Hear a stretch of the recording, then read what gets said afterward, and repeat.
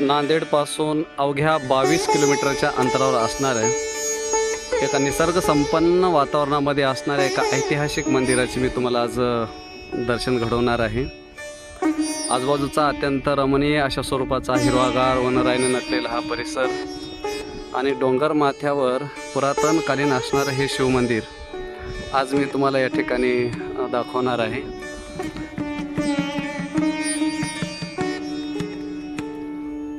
नांदेडहून मारतळ्याला आल्यानंतर मारतळ्याहून पश्चिमेला एक 2-3 किलोमीटरच्या अंतरावर वाळकी नावाचं एक छोटंसं गाव आहे। वाळकी गावाच्या पश्चिमेला असणारं हे अत्यंत सुंदर अशा स्वरूपाचं हे मंदिर, ज्याचं लोकेशन तुम्ही पाहू शकता। आजूबाजूला दिसणारी छोटीशी गावं, निसर्गसंपन्न अशा स्वरूपाचं हे वातावरण आणि मागे असणारा हा डोंगर आणि त्या डोंगराच्या पायथ्याशी असणारं हे सुंदर पुरातनकालीन असणारं खंडोबाचं मंदिर, जे अलीकडच्या कालखंडामध्ये नंतर मागे जे कळस तुम्हाला दिसतोय तो 10-15 वर्षापूर्वी या ठिकाणी नूतनीकरण करून या ठिकाणी नवीन मूर्ती त्या मंदिरामध्ये स्थापन करण्यात आलेली आहे। आपल्याला आज जे मुख्य मंदिराचे जे आकर्षण आहे ते म्हणजे पुरातनकालीन खंडोबा मंदिर, ज्या मंदिराबद्दल आपल्याला या ठिकाणी माहिती घ्यायची आहे। आपण या ठिकाणी पाहू शकता हा मंदिराचा वरचा प्रवेशद्वार आहे। हा वरचा छताचा भाग या ठिकाणी खूप सुंदर अशा स्वरूपाचा निसर्गसंपन्न अशा स्वरूपाचा भाग होता। घनदाट अशा स्वरूपाची वनराई होती। एक नंतर हे मंदिराची पूर्णपणे आता थोडंसं तोडफोड झालेली आहे किंवा नैसर्गिक आपत्तीमुळे या ठिकाणी थोडंसं या ठिकाणी जीर्ण स्वरूप या ठिकाणी आलेलं आहे। हा मंदिराचा जो भाग आहे तो म्हणजे मंदिराचा प्रवेशद्वाराचा जो मुख्य पहिल्यांदा जेव्हा लागतो तो सुरुवातीला आपल्याला 4 खांबावर आपल्याला हे प्रवेशद्वार आपल्याला या ठिकाणी पाहायला मिळते। या प्रवेशद्वारावर प्रत्येक खांबाचं निरीक्षण करा तुम्ही की याच्यावर आपल्याला लक्षात येईल की या मंदिराची रचना किती सुंदर आहे।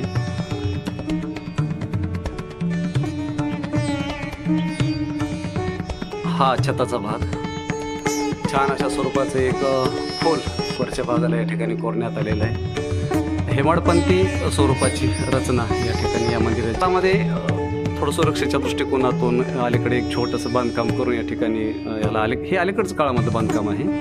त्याच्यातून खिडकी वगैरे दिसते, ते गेट वगैरे बसवण्यात आलेलं आहे। वास्तविक पाहता हे मंदिराचा पुढचा जो भाग आहे तो म्हणजे हा प्रवेशद्वाराचा भाग। आता तुम्हाला जो भाग दिसतो आहे तो म्हणजे या मंदिराचा सभामंडपाचा भाग आहे। हा जे कुठल्याही शिवमंदिरामध्ये असतो हा चौथरा याच्यावर तुम्हाला लक्षात येईल। नंतर या ठिकाणी फरशी वगैरे बसवण्यात आलेले, पण हे इथं पाहू शकता तुम्ही हा चौतारा आहे आणि या चौताऱ्यावर ह्या बाजूला 3 आणि ह्या बाजूला 3 अशा 6 खांबावर आणि इकडच्या बाजूला 1 2 3 4 आणि ह्या बाजूला 4 हे इकडचे खांब, अशा ह्या खांबावर ह्या मंदिरांनी या ठिकाणी छत उभारण्यात आलेलं आहे। आणि या खांबावरील नक्षीकाम पहा, खूप सुंदर आहे बघा तुम्ही। सुंदर अशा स्वरूपाचे या ठिकाणी म्हणजे अगदी रचनाबद्ध अशा स्वरूपाची साखळी या ठिकाणी कोरण्यात आलेली आहे या मंदिरावर। जे हेमाडपंथी मंदिराची जी रचना असते त्या पद्धतीने ह्या मंदिराला कुठल्याही स्वरूपाचं सिमेंटचं वगैरे काही वाळू सिमेंट काही नाही।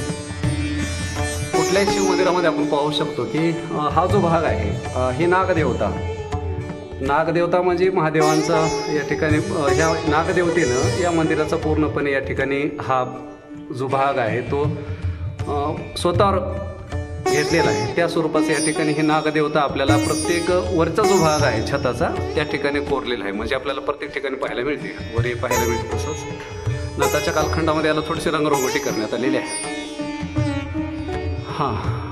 म्हणजे सभामंडपामधला हा जो भाग आहे हा छताचा भाग मी तुम्हाला दाखवत आहे। आणि याच सभामंडपामध्ये आता तुम्हाला लक्षात येईल की या ठिकाणी खंडोबाची मूर्ती या ठिकाणी स्थापन करण्यात आली। साधारणपणे ही जी मूर्ती आहे माझ्या अंदाजाप्रमाणे एक 100-200 वर्षापूर्वी या ठिकाणी खंडोबाची मूर्ती स्थापन करण्यात आलेली आहे। वास्तविक पाहता हे जे मंदिर आहे हे मंदिर शिवमंदिर आहे। ते कशाहून तर तुम्हाला सांगणारच आहे। हा इथं जे तुम्हाला कमान दिसते आहे ते म्हणजे या ठिकाणी हे गणपती आहे आणि ही गणपतीची जी कमान आहे त्याच्या मागे खरं तर गर्भगृहाची सुरुवात होती।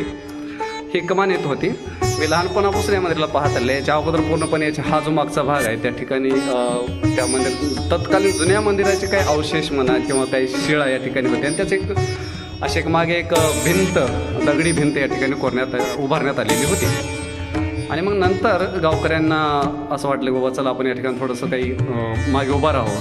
नंतर मागे एक सभा मंडप उभारण्यात आलेला आहे. आणि त्या काळामध्ये ह्या भागाला मी जिथं दाखवत आहे त्या ठिकाणी एक महादेवाची सुंदर अशा स्वरूपाची पिंड सापडली, जे मी तुम्हाला दाखवणार आहे. त्या मंदिराच्या मागे जेव्हा उत्खनन झालं तेव्हा आपल्याला जी महादेवाची पिंड दिसते खंडोबाच्या अश्वारोहण मूर्तीच्या बाजूला, ती पिंड या ठिकाणी सापडली.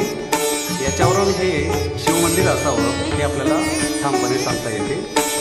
शिव आणि महादेव हे एकच आहे, त्याच्यामुळं इथल्या अनेक लोकांचं आराध्य दैवत खंडोबा असल्यामुळं या ठिकाणी खंडोबाची मूर्ती या ठिकाणी स्थापन करण्यात आलेली आहे. वास्तविक पाहता खंडोबा आणि महादेव ही एकच देवता. शिव म्हणा का मल्हारी म्हणा, शिव आणि मल्हारी एकच. हा मूर्तीच्या मागचा भाग, जे आता या ठिकाणी गर्भगृह अस्तित्वात नाही, पण सभामंडपाचे जे शेवट आहे मागील बाजू तेही आहे. खरं तर इथं असायला पाहिजे होतं हे गर्भगृह. आता हे बांधकाम करण्यात आलेलं आहे, पण त्याच्या अगोदर अशा स्वरूपाचं काही जे स्ट्रक्चर आहे जुनं, म्हणजे पाया, तो पाया मी पाहिलेला या ठिकाणी अशा स्वरूपाचा तो होता तिथं. 18 कोरीव खांबावर उभारलेलं हे प्रवेशद्वार, हा सभामंडप, अशा स्वरूपाचं हे खंडोबाचं पुरातनकालीन मंदिर, जे आमचं आराध्य दैवत खंडोबा.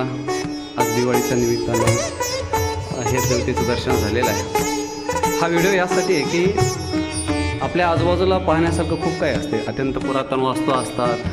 आपण खूप लांब जातो एखादी गोष्ट काहीतरी पाहण्यासाठी, पण तुझा आहे तुझं पाशी परी तुझा गा चुकलाशी, अशा पद्धतीनं आपल्या आजूबाजूला खूप सुंदर अशा स्वरूपाचं काहीतरी पाहण्यासारखं असते, पण आपण त्याच्याकडं पूर्णपणे दुर्लक्षित करतो. शहरापासून जवळच आहे, त्याच्यामुळं एक दिवस या ठिकाणी खूप छान पद्धतीनं एक विरंगुळा म्हणा किंवा मनाला आल्हाददायक वातावरणामध्ये जर जायचं असेल तर आवर्जून या खंडोबा मंदिराचं दर्शन घ्यायला हरकत नाही.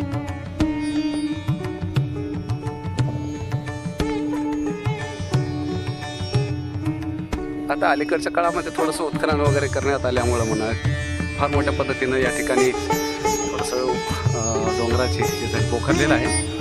पण हा जो डोंगर तुम्हाला समोर दिसतोय ना, तो डोंगर पूर्णपणे इथपर्यंत होता. आणि मधल्या काळामध्ये कुठल्या तरी हे एकतर काही जण अशी आख्यायिका आहे की या ठिकाणी मंदिर अर्धवट राहिलं असं म्हणतात. त्याच्यामुळं हा जो भाग दिसतो ना या ठिकाणी आता जे तुम्हाला दिसतोय तिथं गर्भगृह असलं पाहिजे.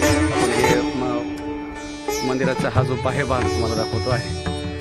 आणि या मंदिराच्या अनेक शिळा आजूबाजूला विखुरलेल्या आहेत. त्याच्यामुळं 100% हे मंदिर अपूर्ण स्वरूपामध्ये या ठिकाणी ठेवण्यात आलेलं असावं. आजूबाजूचा परिसर इतका सुंदर आहे ना, मस्त छान क्षितिजापर्यंत दिसणारी डोंगररांगा, वनराई, दुरून चकाकणारे मस्त छान नितळ पाणी, मस्त सुंदर अशा स्वरूपाचे वनराई आपल्याला या ठिकाणी पाहायला मिळते. एक ऐतिहासिकदृष्ट्या, धार्मिकदृष्ट्या आणि निसर्ग संपन्न अशा स्वरूपाच्या वातावरणामध्ये हे मंदिर आहे.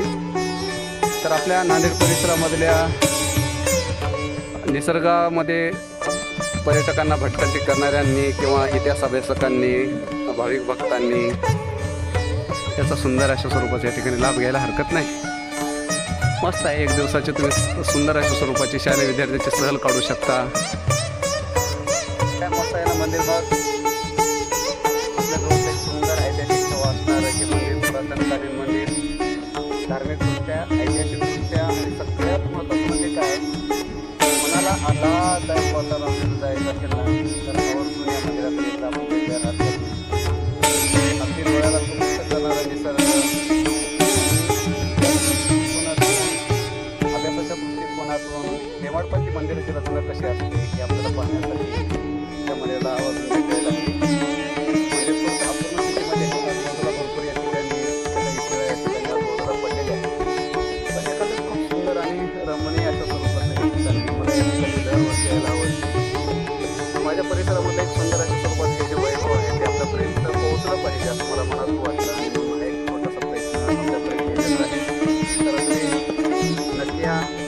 धन्यवाद. तर आज दिवाळीच्या पावन पर्वावर या ठिकाणी आमचे मित्र संजय साखरे, ज्यांना इतिहासामध्ये अत्यंत आवड आहे, MA हिस्ट्री आहे त्यांची, हे सगळी माहिती खरं तर तेच मला पुरवठा करतात आणि त्यांनी बऱ्याचदा या मंदिराबद्दलचा अभ्यास केलेला आहे.